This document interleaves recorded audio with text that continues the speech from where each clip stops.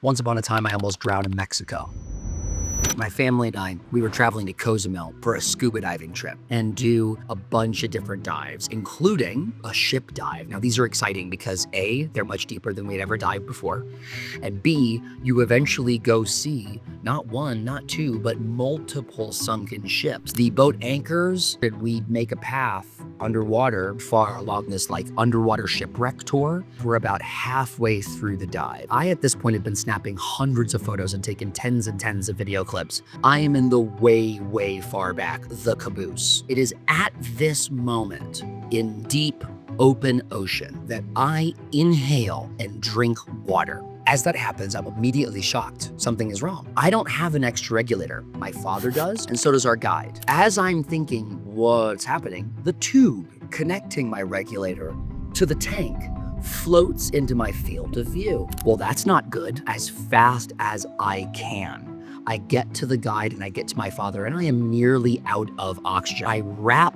the little ball on the bungee on the back of the guide's tank. It makes a sharp, piercing sound under the water, and everyone can hear it. He whips around, my father whips around. I'm holding a tube attached to my regulator with eyes like this. The guide did not know what to do immediately. My father, much to his credit in an emergency, noticed that the guide was stalling, spins our guide around, grabs his extra regulator and shoves it in my mouth and goes, which underwater means breathe. I take a huge inhale. I have a massive migraine, but I can breathe. We found out pretty quickly once we surfaced what had gone wrong. And you may be wondering, what is this?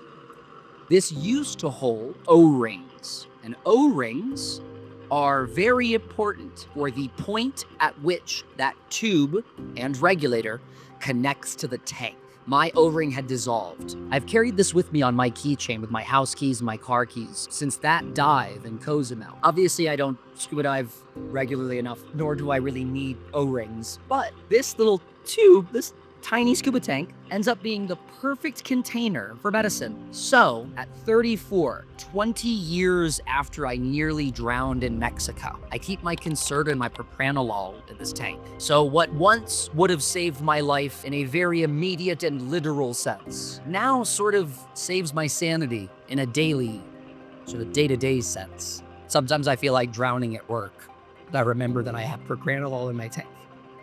Especially after this story. Let's all breathe. We got this.